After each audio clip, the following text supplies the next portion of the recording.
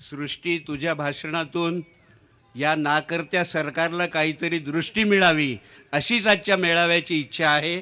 आणि ह्यानंतर आपल्याला मार्गदर्शन करण्यासाठी मी विनंती करणार आहे, आजच्या समारंभाचे प्रमुख हॅलो अतिथी हॅलो मराठवाडा दुष्काळ परिषदेच्या निमित्ताने आपली भेट घ्यायला आलेले हॅलो. आदरणीय पवार साहेब यांनी आम्हा सगळ्यांना मार्गदर्शन करावं.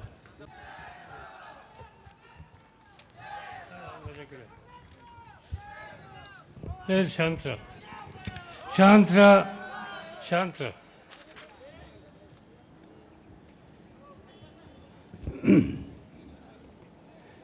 राष्ट्रवादी काँग्रेस पक्षाचे महाराष्ट्राचे अध्यक्ष श्री सुनील तटकरे, महाराष्ट्राच्या विधान परिषदेचे विरोधी पक्षनेते धनंजय मुंडे,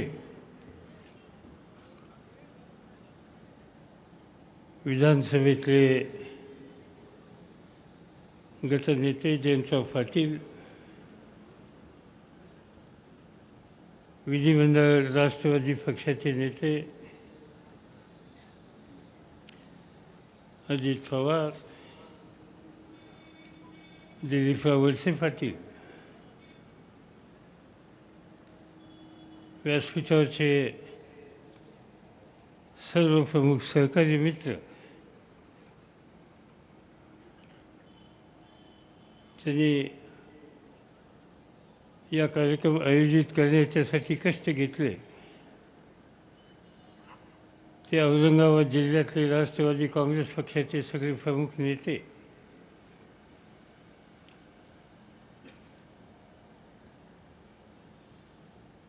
ज्या कुटुंबातल्या कुटुंब प्रमुखानं आत्महत्या करण्याचा दुर्दैवी निकाल घेतला आणि आमच्या आया बहिणींचं, मुलीचं कपाळाचं कुकू फुसलं,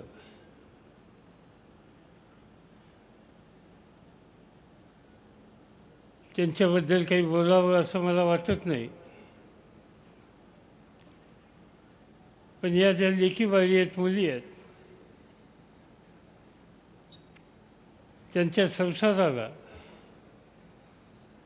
आणि विशेषतः उद्या पाऊस काळ ठीक झाला तर शिवार कोरडं पडू नये, नापिकी राहू नये,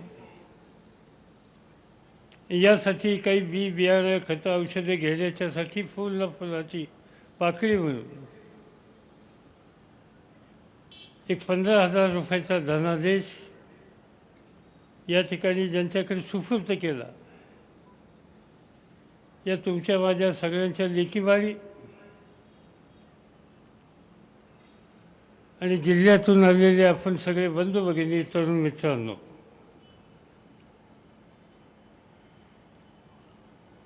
कुठेही सभेला जायचं, कार्यक्रमाला जायचं म्हणल्याच्या नंतर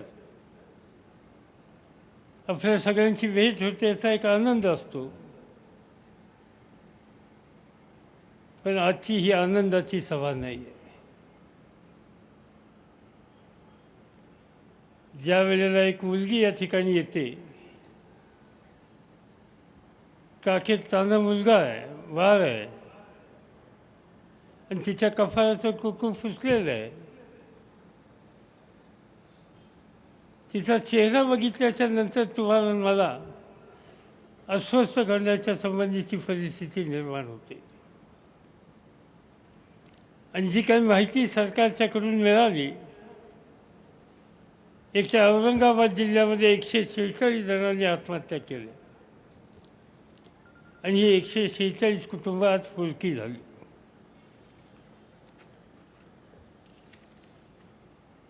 का घडतंय हे?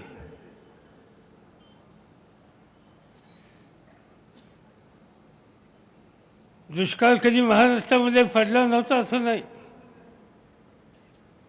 मला आठवतं आहे की 1972 साली मी राज्य सरकारमध्ये राज्यमंत्री होतो आणि माझ्या खरं सोलापूर जिल्ह्याची पालकमंत्रीपदाची जबाबदारी होती. दुष्काळ पडला. वसंतराव नाईक मुख्यमंत्री होते. लोकांना अन्न नव्हतं. पुण्याच्या जाहीर सभेमध्ये मुख्यमंत्र्यांनी सांगितलं की दुष्काळाचा आणि अन्नाचा प्रश्न सोडवला नाही तर मला जाहीरपणानं फाशी द्या. राज्याचा मुख्यमंत्री सांगतो की हे झालं नाही तर मला फाशी द्या. इतकं या प्रश्नाच्याकडे गांभीर्यानं लक्ष देण्याची भूमिका त्या काळामध्ये वसंतराव नाईकांच्या नेतृत्वाखालच्या सरकारने केली होती. 45 लाख लोकांना रोज काम द्यायची स्थिती होती. मी ज्या जिल्ह्याचा पालकमंत्री होतो त्या सोलापूर जिल्ह्यामध्ये 5 लाख लोक रोजगार हमीच्या कामाला रोज येत होते. धान्य नव्हतं. दुनियातनं धान्य आणलं. माणसं जगवली. चारा नव्हता. अनेक राज्यातून चारा आणला. गुरुढोरं जगवली आणि त्या संकटातून महाराष्ट्राला बाहेर काढलं. देशाने महाराष्ट्राच्या मुख्यमंत्र्याची पाठ थोपटली आणि संकटावर मात कशी करायची असेल तर महाराष्ट्रात जाऊन पाहावं अशा प्रकारचा उल्लेख त्या काळच्या प्रधानमंत्री श्रीमती इंदिरा गांधी यांनी केला. आज काय चित्र दिसतं?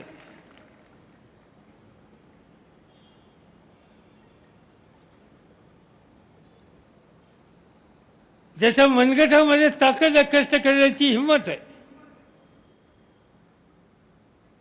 आभाळ फाटलं हे चित्र त्याला दिसल्याच्या नंतर आता माझ्यापुढे काही पर्याय नाही. मला कुणी आधार नाही. सरकार नावाची चीज नाही.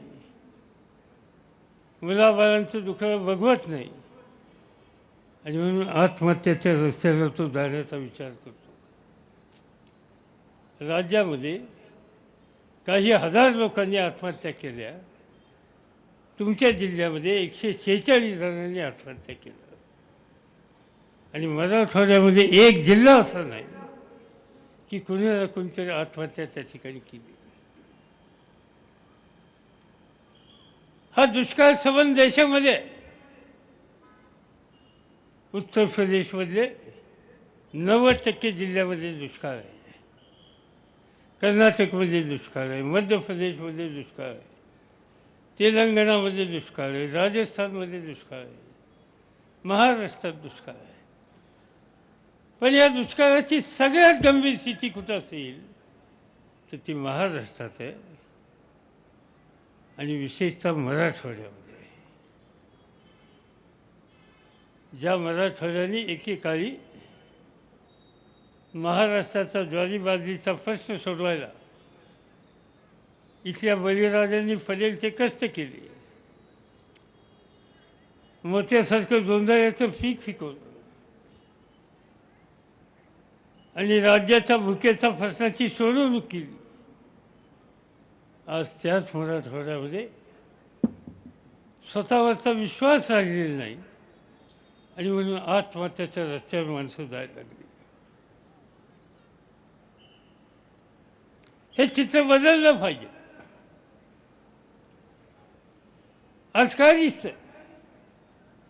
मुंबईमध्ये फिरलो, पुण्यामध्ये गेलो, पिंपरी चिंचवडला गेलो. माणसाचे थवेचे थवे येत आहेत मराठवाड्यातून अन्य ठिकाणून आणि रोजीच्यासाठी कुठेतरी गावकुसाच्या बाहेर त्या ठिकाणी आपली पथारी टाकत आहेत. स्थलांतर. जीवाभावाचं गाव सोडायचं. वादवडिलांच्या काळातलं घरदार सोडायचं.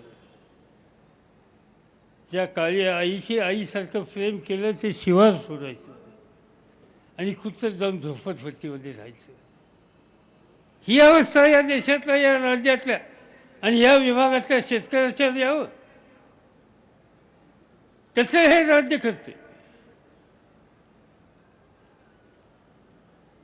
स्थलांतर.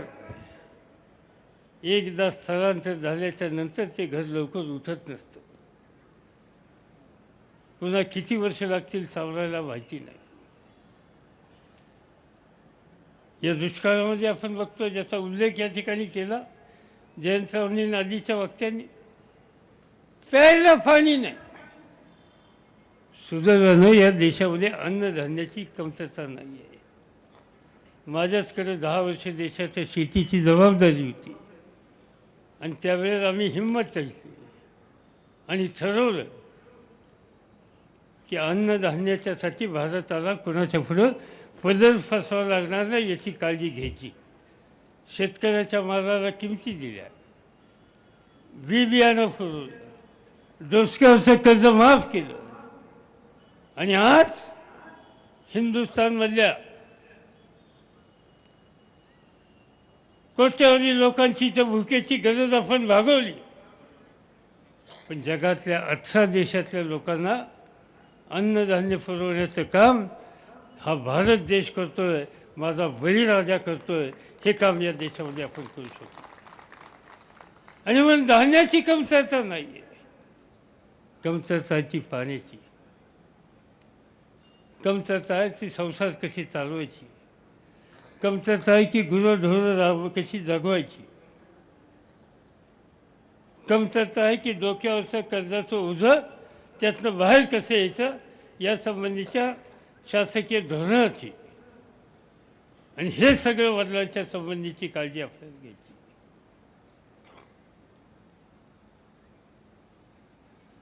पाणी नाही. मगाशी सांगितलं की यंदाच्या वर्षी पाऊस काळ चांगला पडणार आहे असं जगातल्या सगळ्या तज्ज्ञांची माहिती आहे. त्यांची माहिती खरी ठरो, त्यांची माहिती खरी ठरो यापेक्षा आमची काही प्रार्थना नाही. पडून दे एकदा पाऊस, वाहून दे एकदा पाणी शिवारामध्ये, भरून दे आमच्या सगळ्या ओढे नाले, भूगर्भातल्या पाण्याची पातळी वाढून घे. त्यासाठी आज गावोगाव लोक एकत्र येत आहेत, पदरमोड करत आहेत. काही सहकारी संस्था पुढे आल्या, काही उद्योग संस्था पुढे आल्या, काही शैक्षणिक संस्था पुढे आल्या आणि त्या भूगर्भातल्या पाण्याची पातळी वाढवण्याच्यासाठी कुठं तलावातला गाळ काढतायत, कुठं ओढे नाले ठीक करतायत. या सगळ्या कामामध्ये आम्ही सुद्धा पूर्णपणानं साथीनं उभा आहे.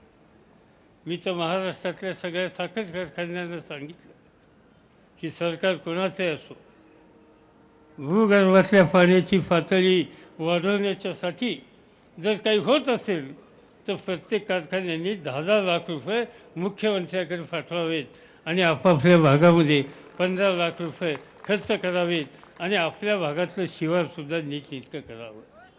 5-50-60 लोकांना आज त्या ठिकाणी हे केलेलं आहे. आणि म्हणून आज 50च्या आसपास जवळच्या कारखान्यांनी आज त्या ठिकाणी हे धनादेश पाठवलेले आहेत आणि त्यामुळे त्याची काही काळजी करायचं कारण नाही. आणि म्हणून त्यांना धरणाची मागणी आहे, बरोबर आहे, त्याची काही तक्रार नाही. धरणाचं आंदोलन आहे त्यांचं. प्रश्न असा आहे की हा पैसा का आपण मागतो, पैसा देण्याची गरज काय. सरकारमध्ये दानच असते, केंद्र सरकारची तयारी असते, तर इतर कोणाला मदत मागण्याच्याबद्दलची गरज ही लागली नसती. पण दानच नाही या सरकारच्यामध्ये आणि तुमच्यासाठी दानच नाही आहे. 3 आठवड्याच्या पूर्वी या देशाच्या अर्थमंत्र्यांनी निवेदन केलं, देशातल्या बँकेमध्ये रकमेची कमतरता पडली म्हणून 1 लाख कोटी रुपये बँकांना देण्याच्या संबंधीचा निकाल केंद्र सरकारने घेतला. का 1 लाख कोटीच्या ठिकाणी द्यायला लागले. मोठ्या मोठ्या उद्योगपतींनी, धनवान लोकांनी लाखात कोटीत पैसे घेतले, पैसे दिले नाहीत, बँका अडचणीत आल्या, सरकारला ती अडचण समजली, 1 लाख कोटीची मदत केंद्र सरकारने बँकेला केली. आम्ही काय म्हणतोय? आम्ही म्हणतोय आमच्या शेतकऱ्याच्या डोसक्यावरचं ओझं कमी करा. काही फार नाही. पीक कर्ज घेतलं असं किती घेतलं असतं? कोणी 5,000, कोणी 10,000, कोणी 15,000, कोणी 20,000. कोणी तर विहीर, ट्रॅक्टर अशा गोष्टीच्यासाठी कर्ज घेतलं असेल तर तो कदाचित लाखात गेला असेल. पण बहुसंख्य शेतकरी हे हजारवाले आहेत.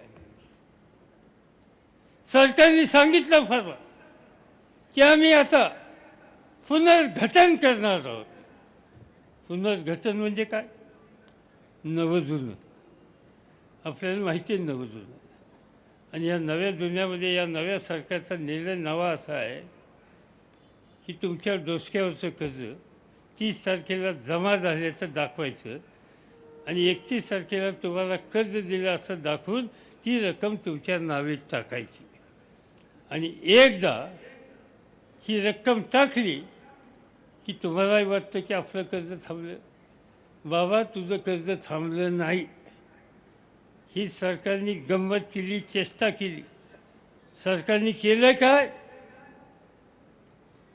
त्यांनी सांगितलं की आम्ही व्याजाचा दर कमी करतो, 5 वर्षाचे हप्ते देतो. 5 वर्षाचे हप्ते दिले. पहिल्या वर्षी व्याजाचा दर केला 6% आणि राहिलेल्या 4 वर्षामध्ये व्याजाचा दर केला 12%.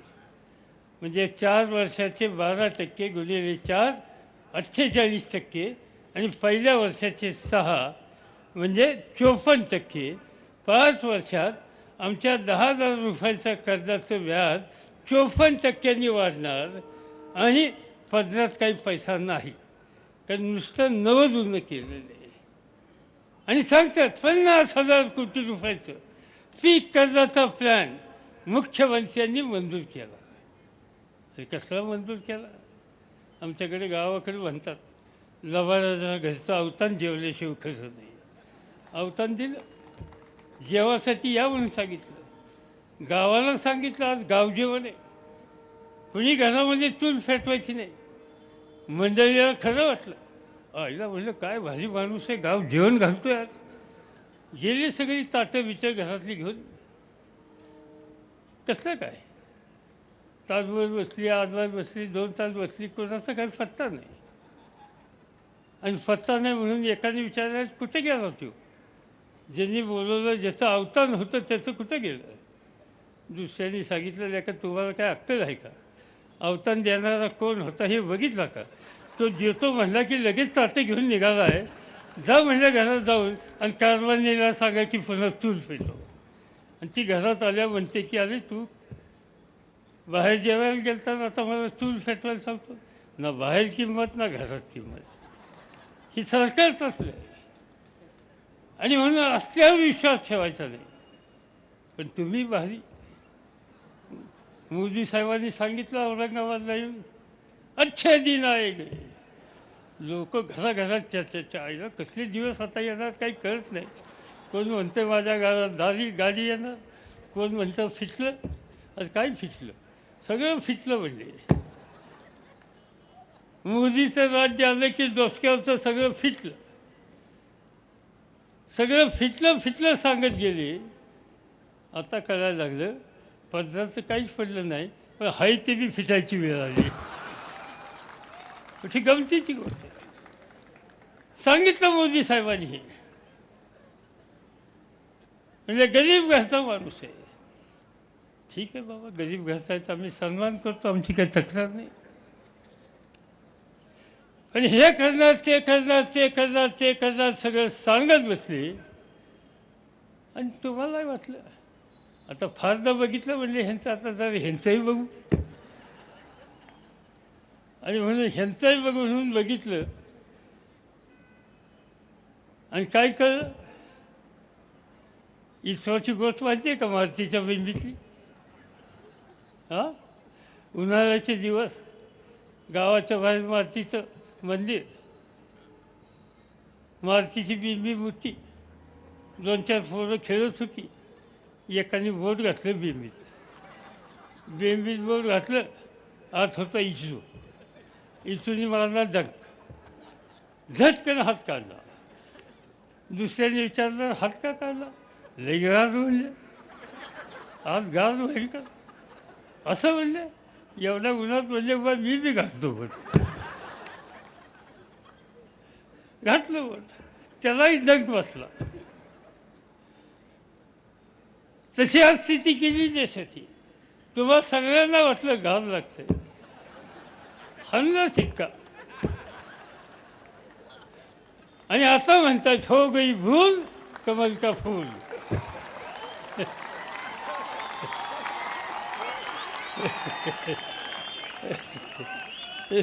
अरे राहू दे बा.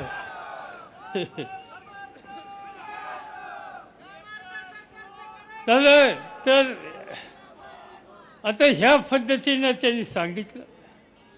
आपण कबूल करूया आपण आपल्याला गंडवलं आणि आपण गणलो. आता झालं गेलं गणलो. आता काय करायचं. आता गणलो म्हणून आत्महत्या करायची का. माझं स्वच्छ तुम्हाला सांगणं आहे. परिस्थिती वाईट आहे. हे सरकार बघ्याची भूमिका घेत आहे. पण काय वाटेल ते झालं तर चालेल. लोकशाहीमध्ये महात्मा गांधींनी, जवाहरलाल नेहरूंनी, मौलाना अब्दुल कलाम आझादांनी आम्हाला मताचा अधिकार दिलेला आहे. आणि त्या मताच्या अधिकारामध्ये आम्ही काय वाटेल ते बदल करू शकतो. आणि म्हणून आम्ही जीव देणार नाही. आम्हाला जो उपाशी ठेवतो, आम्हाला जो कर्जबाजारी करतो, आमच्या दुखण्याकडे जो बघत नाही, त्याच्याकडे आम्ही ढुंकून बघणार नाही. ही भूमिका घेऊन आज आम्हाला तयारी लागायची. जीव देतो आम्ही. अरे आम्हाला जो धोका देतो त्याचा जीव म्हणजे आम्ही आमचा जीव देऊ.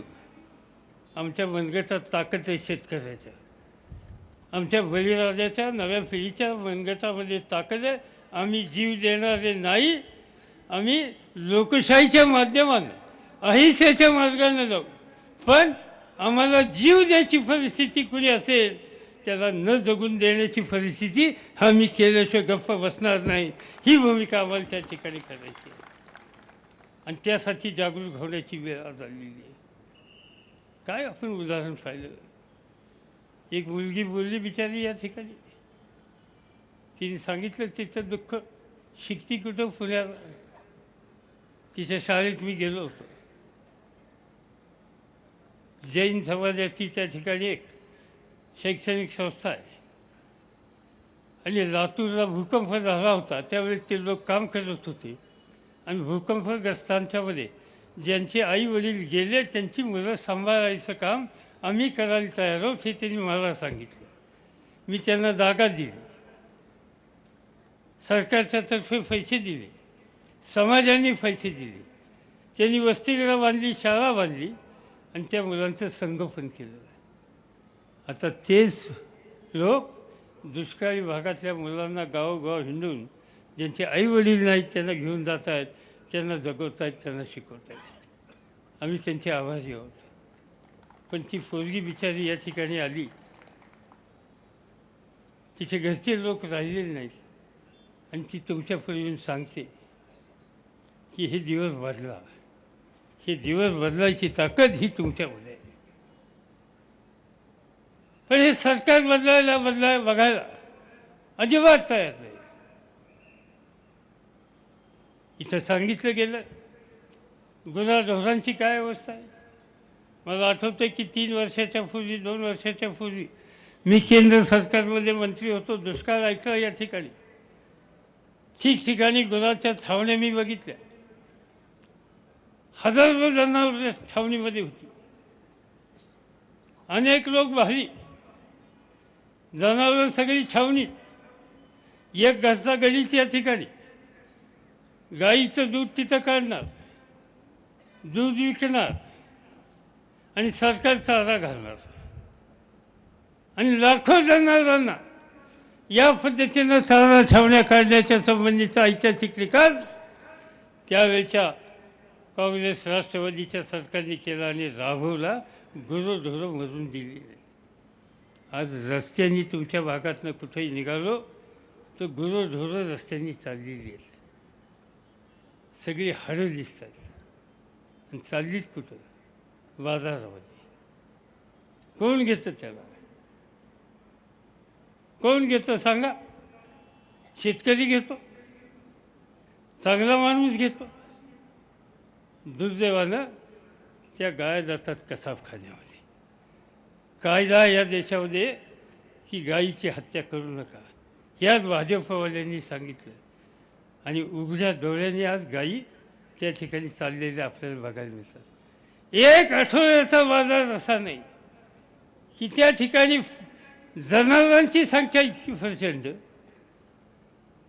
कारण त्या मालकाला जनावर सांभाळता येत नाही, त्यामुळे नाईलाजानं डोळ्यात अश्रू गाळत ती आपलं जनावर त्या ठिकाणी नेते आणि कोण घेतोय त्याला काय पदार्थ पडेल ते घेऊन देते आणि सुटका करून परत येते.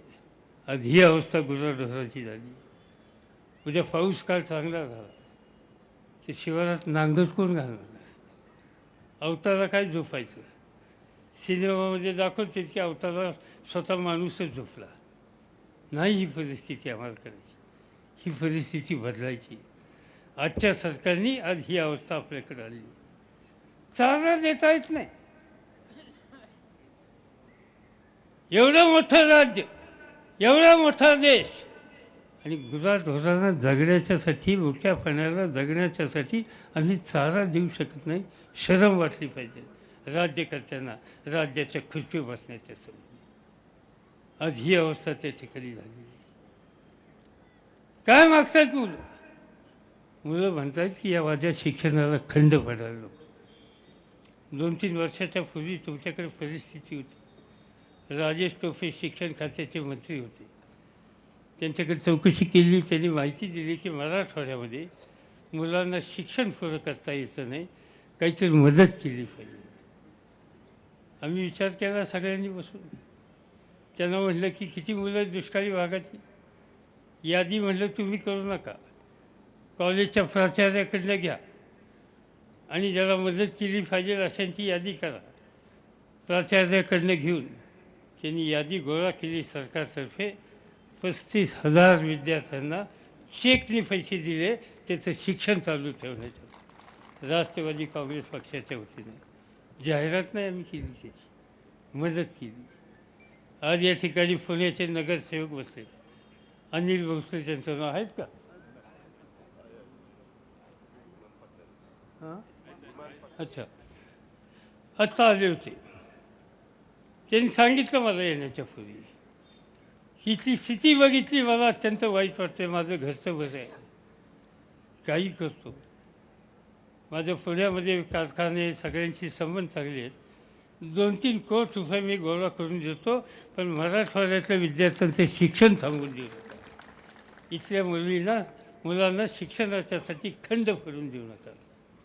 या पद्धतीने लोक मदत करायला तयार आहेत, पण सरकार मदत करायला तयार नाही. साधी फी माफी, कॉलेजमध्ये शिकणाऱ्या मुलांची फी माफी, हॉस्टेलच्या खर्चाची माफी 1 वर्षासाठी करता येत नाही. कसले राज्य करते? ते नाही करण्याची तयारी त्यांची. आज आम्ही या ठिकाणी म्हणतो कर्जमाफी करा. मुख्यमंत्र्यांनी सांगितलं कर्जमाफी होत नसती, बँकेचा फायदा होतो. अरे 71,000 कोटी रुपयाचं कर्ज एका फटक्यात माफ करून टाकलं. मला आठवतं आहे जयदत्त क्षीरसागरांनी 20 जिल्ह्यामध्ये काहीतरी परिषद घेतली होती आणि तिथं या कर्जबाजारी फेडाचा प्रश्न हजारो शेतकऱ्यांच्या सोबत मांडला गेला. गेल्याच्या नंतर दुसऱ्या दिवशी दिल्लीला गेलो. प्रधानमंत्री मनमोहन सिंगांच्या कानावर परिस्थिती घातली. 8 दिवसाच्या आत निकाल घेतला. 71,000 कोटी रुपये शेतकऱ्याचे माफ करून त्याचा 7/12 उतारा माफ केला. आज लाखो रुपये उद्योगाचे पतींचे माफ केले जातात, पण शेतकऱ्याचे माफ करण्याची तयारी नाही. काय करायचं ते करा, व्याज सोडा, कर्जमाफी करा, नवीन कर्ज द्या. आणि उद्याच्याला पाऊस काळ चांगला आला तर आम्हाला शिवार जाऊन पीक पाणी घेण्याची परिस्थिती करा, आम्हाला कायम लाचारीनं जगायचं नाही. सांगतात कशामुळे झालं हे, मराठवाड्याचा दुष्काळ कशामुळं, ऊसामुळं झाला. आणि दिल्लीमध्ये सांगतात की शरद पवार ऊसाला पाठिंबा देतो. 50 साखर कारखाने आज मराठवाड्यात चालू होते. पैठणचा कारखाना तुमच्यापैकी कदाचित जुन्या लोकांना माहीत असेल. पंढरीनाथ पाटील म्हणून होते कल्याणराव पाटलांचे वडील, आणि कल्याणराव पाटील माझ्याबरोबर मंत्री होते. त्यांनी त्या काळात सुरू केलेला तो कारखाना, इतके वर्ष तो कारखाना तिथं चालतो, तिथला ऊस गळतोय. कवानांच्या ठिकाणी दुष्काळ पडला. सिल्लोडचा कारखाना माणिकराव दादा त्या ठिकाणी चालवत होते. पूर्णा कारखाना आज महाराष्ट्रातला चांगला कारखाना म्हणून त्या जयप्रकाश दांडेगावकर आणि हे लोक चालवतात तो कारखाना. जालन्याचा कारखाना आमचे मित्र सहकारी गेले, आज हयात नाहीत, अंकुशराव टोफे समर्थांनी ते कारखानदारी उभी केली, लोकांच्या जीवनामध्ये स्थिरता आली. असे अनेक कारखाने गेले 40-40, 50-50 वर्ष चालू आहेत. कन्नडचा कारखाना अनेक वर्ष त्या ठिकाणी चालू होतं. 50 वर्ष ऊसाचं पीक या ठिकाणचा शेतकरी घेतो, तेव्हा त्याला कधी दुष्काळ पडला नाही. आणि यंदा निसर्गाचा कोप झाला तर म्हणजे शेतकऱ्यांनी ऊसाचं पीक घेतलं. माझी विनंती आहे सरकारला, ऊसाला पाणी जास्त घेतलं जातं, तुमची तक्रार असेल तर आम्ही त्याच्यात दुरुस्ती करायला तयार आहे. सरकारचं म्हणणं 18 महिने पाणी घेतात, खोटं आहे. आज या भागातला शेतकरी 12 महिन्याचं ऊसाचं पीक घेतो, 18 महिने घेत नाही. आज केंद्र सरकारने सांगितलं की मराठवाड्यातला शेतकरी 48 पाळ्या एका ऊसाला एका वर्षाला देतो, खोटं आहे. 15 दिवसाला सुद्धा पाळी बसत नाही. असा ऊसाचं पीक त्या ठिकाणी तो घेतो. आणि ते पाणी जपून वापरायचं असेल तर या सरकारने ठिबक पद्धतीला आम्हाला अनुदान द्या. आमच्या प्रत्येकाच्या शिवारामध्ये ठिबक लावा, विजेची व्यवस्था करा, विजेचं कर्ज माफ करा, विजेची बाकी माफ करा.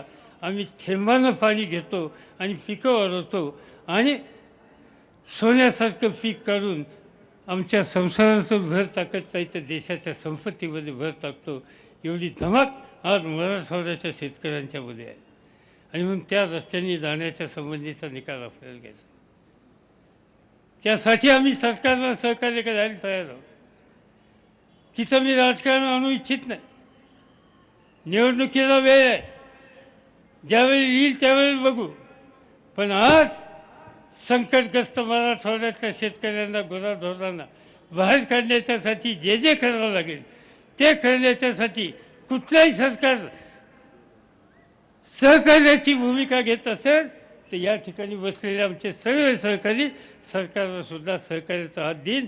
पण माणसं उपाशी मारत आहेत, आत्महत्याच्या रस्त्याला जातात, हीच परिस्थिती निर्माण करणार असेल तर तुमच्या सगळ्यांच्या एकीचं रुमणं हातात घेऊ आणि या सरकारला धपटून काढू. तेवढी ताकद तुमच्या आमच्या सगळ्यांच्यामध्ये. आणि म्हणून त्या रस्त्याने जाण्याची तयारी केली. आज तारीख किती आहे? 16 मे. आपण असं करू, देवेंद्र आणि नरेंद्र या दोघांनाही संधी देऊ, किंवा तुम्ही आम्ही सांगतो त्या पद्धतीनं दुष्काळाचं कर्जमाफी, विद्यार्थ्यांच्या शिक्षणाची पूर्ण सोय, गुराढोरांच्या चाऱ्याची पूर्ण सोय, पुढच्या वर्षीचं पीक पाणी जर पाऊस चांगला असेल तर ते घेण्याच्यासाठी जे काही बियाणं, खतं, औषधं लागतील ती दर एकराला त्याप्रमाणे देण्याची व्यवस्था, या गोष्टी तुम्ही करा. आम्ही तुम्हाला साथ देतो. पण यातली एक गोष्ट केली नाही तर उद्याच्या 5 जुलै, किती आता 5 मे, 5 जून आहे ना, 5 जूनपासून या मराठवाड्यातला शेतकरी गप्प बसणार नाही. तो रस्त्यावर येईल, गरज पडली तर तुरुंगात जाईल. तुम्हाला उपाशी मारणाऱ्या, आमच्या या आया बहिणीचं कुंकू फसणाऱ्या लोकांनी जर तुमच्या परिस्थितीत बदल आणण्याच्यासाठी काही पावलं टाकली नाही तर आम्ही असंच गप्प बसायचं का?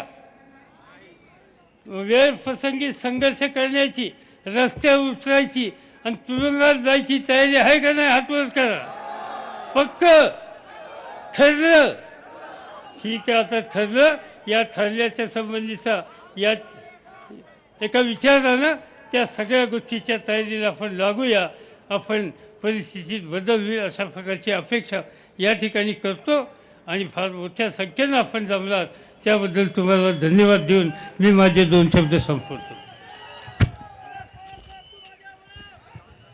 आजच्या दुष्काळ परिषदेला उपस्थित असलेले आपल्या सगळ्यांचे आदरणीय नेते शरदचंद्रजी पवारसाहेब यांचे जाहीर आभार.